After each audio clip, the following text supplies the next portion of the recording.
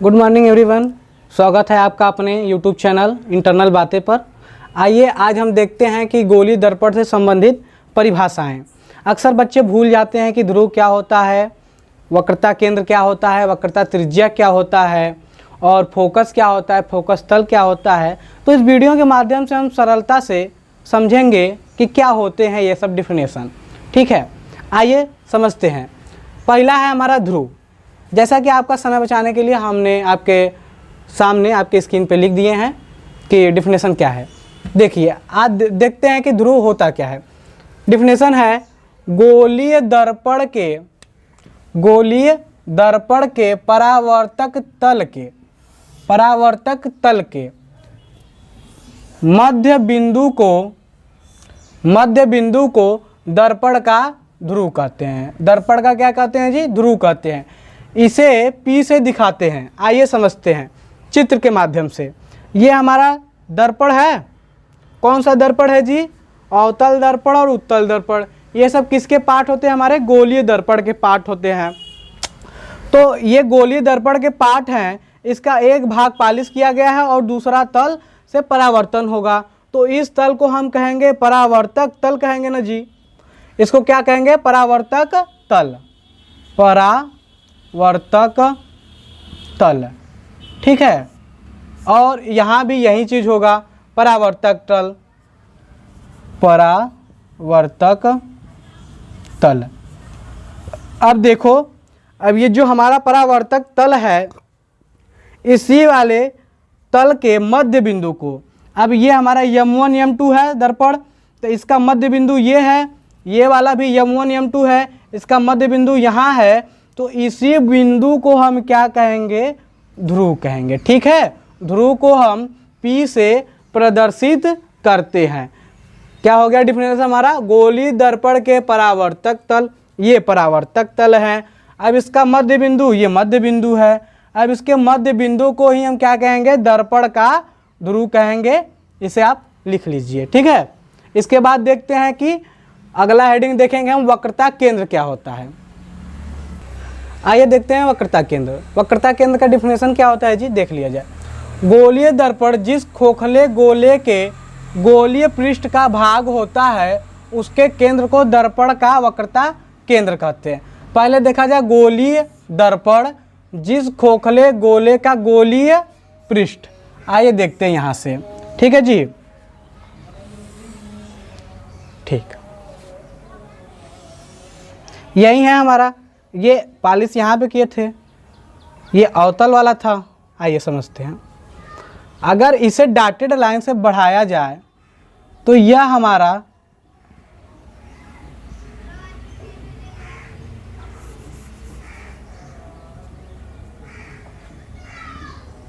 गोला बनेगा। ठीक है, इसे भी बढ़ा देते हैं क्योंकि यह हमारा गोलीय खंड का ही भाग होता है, खोखले गोले का ही भाग होता है। ठीक है, यहाँ देखो हम इसको पालिश कर दिए। ये हमारा उत्तल वाला है और इधर वाला अवतल है, अवतल दर्पण। और ये क्या है? उत्तल दर्पण, उत्तल दर्पण। यहाँ देखिए, अब ये जो है गोलीय दर्पण, गोलीय दर्पण का भाग है। जिस खोखले गोले, ये खोखला था ना जी कांच का, इसी को हम लोग क्या किए थे? काटे थे। गोलीय पृष्ठ, यही जो काटे हैं इसी भाग को तो कहते हैं गोलीय पृष्ठ। ठीक है, ये देखिए गोले में दिख रहा है, तो ये कौन सा भाग हो गया? गोलीय पृष्ठ हो गया। अब इसके केंद्र को, ये जो हमारा क्या बना? वृत्त बन गया जी। वृत्त बना तो इसका एक केंद्र होगा ये। ठीक है, अब ये गोला जो है इसका एक केंद्र होगा। इसी के केंद्र को ही हम क्या कहेंगे? इस दर्पण का वक्रता केंद्र कहेंगे। इसे C से प्रदर्शित करते हैं। ठीक है, इसी के केंद्र को ही हम वक्रता केंद्र कहते हैं, वक्रता केंद्र कहते हैं। ठीक है, अब इसके बाद हेडिंग है वक्रता त्रिज्या क्या है, इसी पे समझा दे रहे हैं। अब यहाँ से ये देखिए, हमारा यहाँ पे क्या था भाई? P था ना, अभी बताया है जस्ट ध्रुव क्या होता है। तो P ये था, यहाँ पे मान लीजिए P आपका यहाँ है। ठीक है, P ये था। अब P से लेके C के बीच की दूरी, मतलब वक्रता केंद्र के बीच की दूरी को क्या कहेंगे? वक्रता त्रिज्या कहेंगे। केंद्र और P तक के बीच की दूरी को क्या कहेंगे? वक्रता त्रिज्या कहते हैं। समझ में आया? या इसे दूसरा आप परिभाषा से भी लिख सकते हो कि जैसे यहाँ पे लिखे हुआ गोलीय दर्पण जिस खोखले गोले के गोलीय पृष्ठ का भाग होता है उसके केंद्र को, तो यहाँ पे कह सकते हो उसके त्रिज्या को ही दर्पण का वक्रता त्रिज्या कहते हैं। तो नॉर्मली डिफिनेशन वहाँ से क्या हम चित्र के माध्यम से ही बता दे रहे हैं, हम समझ रहे हैं, आपको बेहतर ढंग से समझ में आ रहा होगा।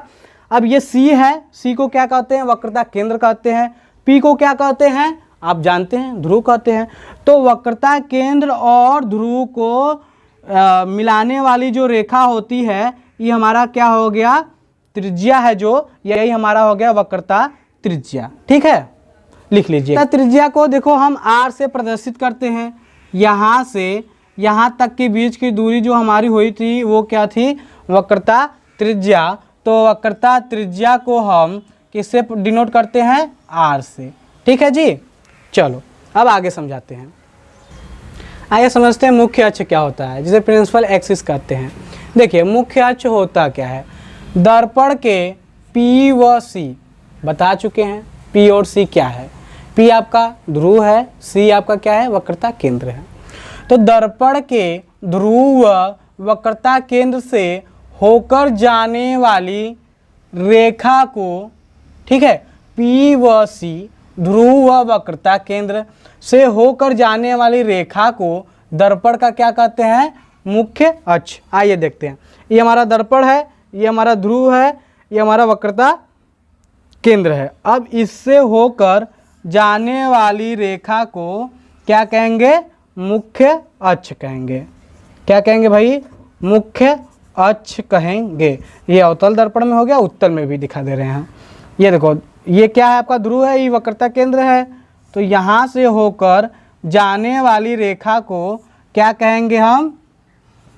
वक्रता केंद्र से और ध्रुव से होकर जाने वाली रेखा को क्या कहेंगे? मुख्य अक्ष। ठीक है, मुख्य अक्ष कहेंगे। आइए देखते हैं कि मुख्य फोकस क्या होता है। ये क्या हमारा अवतल दर्पण, ये क्या है? उत्तल दर्पण। तो अवतल दर्पण में ये हमारा क्या था? ध्रुव है, ये हमारा वक्रता केंद्र है, और ध्रुव और वक्रता केंद्र को मिलाने वाली रेखा मुख्य अक्ष होती है, जानते हैं। अब मुख्य अक्ष के समांतर आने वाली रेखा, मुख्य अक्ष के समांतर आने वाली रेखा परावर्तक तल से टकराने के बाद, परावर्तक तल के टकराने के बाद मुख्य अक्ष के जिस बिंदु से होकर जाती है, ठीक है, ये मुख्य अक्ष के समांतर आने वाली रेखा परावर्तन के बाद मुख्य अक्ष के जिस बिंदु से होकर जाती है, देखो यहीं से जा रही है ना भाई, अब यहाँ से जा रही तो ये क्या हो गया इसका? F। ठीक है, फोकस। ठीक है, तो हमारा क्या हो गया भाई? हमारा डिफिनेशन हो गया कि जब मुख्य अक्ष के समांतर आने वाली रेखा परावर्तन के बाद जिस बिंदु से होकर जाती है उसे हम क्या कहते हैं? मुख्य फोकस कहते हैं या फोकस कहते हैं। आइए उत्तल दर्पण में भी देख लें। ये देखो मुख्य अक्ष हमारा यही है, मुख्य अक्ष के समांतर आई और यहाँ से परावर्तन हो गई। ठीक है, अब होने के बाद क्या की, हम जानते हैं कि अवतल दर्पण में हमारा वास्तविक में मतलब वो रेखा को काटती हुई जाती है, जबकि उत्तल दर्पण में हमारा जाती हुई प्रतीत होती है, यानी कि आभासी, काल्पनिक। ठीक है, तो ये रेखा पालिश होने के कारण आगे नहीं बढ़ी और यहीं से टकरा के ऊपर चली गई, परावर्तित हो गई। अब इसको जब हम बढ़ाएंगे तो यह जिस बिंदु पर काटेगी, ठीक है, जिस बिंदु पर काटेगी, कहाँ काटी? ये यहाँ काटी, तो यहाँ पे काट दी तो ये हमारा क्या हो गया? F हो गया। ठीक है जी, यही हमारा क्या हो गया? फोकस हो गया। अब समझते हैं, अब हम थोड़ा समझते क्या है, पहले इसका डिफिनेशन लिख लिया जाए। ठीक है, जैसा कि हम मुख्य फोकस के बारे में देख रहे थे, तो इसका डिफिनेशन क्या होता है, मुख्य अक्ष के समांतर आने वाली रेखा परावर्तन के बाद मुख्य अक्ष के जिस बिंदु से होकर जाती है या जाती हुई प्रतीत होती है तो उसे दर्पण का मुख्य फोकस कहते हैं। डिफिनेशन लिख दिए हैं, हम पढ़ भी दिए हैं, लेकिन आपको कुछ पल्ले नहीं पड़ा, ये हमें पता है। तो इसके लिए आइए डिफिनेशन को हम समझते हैं कि क्या है। देखिए, ये हमारा दर्पण है, समझ में आया। ये हमारा क्या है जी, ध्रुव है। ये हमारा वक्रता केंद्र है। अब ये समझो, ये मुख्य अक्ष है हमारा, ये आपका मुख्य अक्ष है। अभी मुख्य अक्ष के समांतर देखो यही रेखा आ रही है ना। अभी रेखा जब आ रही है तो यहाँ से टकराने के बाद इसका परावर्तन हुआ। परावर्तन होने के बाद यह मुख्य अक्ष के जिस बिंदु से, देखो इस बिंदु से जा रही है ना, जा रही है, या यहाँ पे देखो उत्तल दर्पण में ये जाती हुई प्रतीत हो रही है। देखो डॉटेड लाइन से किए हैं, जा रही है या जाती हुई प्रतीत होती है, ठीक है। तो इसे क्या कहते हैं, इसे कहते हैं कि मुख्य फोकस, या है कि फोकस दूरी क्या होता है। जिस चीज़ का भी हम दूरी मेजरमेंट करते हैं उसे हम ध्रुव से करते हैं, ठीक है, मतलब P से करते हैं। ये हमारा फोकस है, ये हमारा ध्रुव है, ये हमारा यहाँ पे ध्रुव है, ठीक है जी। अब यहाँ से लेके यहाँ तक, मतलब P से लेके F तक के बीच की दूरी को हम क्या कहेंगे, फोकस दूरी कहेंगे। ये देखो P है यहाँ पे F है, तो फोकस और ध्रुव के बीच की दूरी को क्या कहेंगे, फोकस दूरी कहेंगे, ठीक है। अब आइए देखते हैं फोकस तल क्या था। फोकस दूरी का डिफिनेशन लिखाने की ज़रूरत पड़ेगी, हम तो नहीं समझ रहे हैं कि लिखाने की ज़रूरत पड़ेगी, क्योंकि आप समझ गए होंगे कि ध्रुव और फोकस के बीच की दूरी जो होती है उसी को क्या कहते हैं, फोकस दूरी कहते हैं, ठीक है। फोकस तल क्या होता है, जो ये फोकस होता है हमारा मुख्य फोकस, इसी पे हम एक लंब डाल देते हैं, ठीक है। ये लंब डाल दिए, तो ये जो लंब हम डाल रहे हैं, ये देखिए हमारा एक तल जो है उसका निर्माण कर रहा है, ठीक है। तो यही जो तल बन रहा है इसी को हम क्या कहेंगे, फोकस तल कहेंगे। ये जो तल बन रहा है हमारा, इस तल को ही क्या कहेंगे, फोकस तल कहेंगे। लिख दे रहे हैं फोकस तल, ठीक है, फोकस तल। यहाँ पे भी लिख दे रहे हैं फोकस तल। फोकस तल समझ गए, फोकस दूरी समझ गए, मुख्य फोकस क्या होता है ये भी समझ गए। यही जो दूरी है यही हमारी क्या है, फोकस दूरी है। अब इसके बाद बता रहे हैं कि द्वारक क्या होता है। आइए देखते हैं द्वारक क्या होता है। द्वारक समझा जा होता क्या है। जैसे ये हमारा अवतल दर्पण, ये उत्तल दर्पण है, अवतल दर्पण, ठीक है। ये हमारा उत्तल दर्पण। ये देखिए, ये जो गोलीय दर्पण होते हैं, ये गोलीय दर्पण के ही भाग होते हैं। गोलीय दर्पण के व्यास को ही, गोलीय दर्पण के व्यास को ही क्या कहते हैं, दर्पण का द्वारक कहते हैं। देखो इसका व्यास यही है, इसी के व्यास को हम क्या कहेंगे, इसका द्वारक कहेंगे। आओ डिफिनेशन लिख दे रहे हैं। डिफिनेशन क्या हो गया, गोलीय दर्पण, गोलीय दर्पण के व्यास को दर्पण का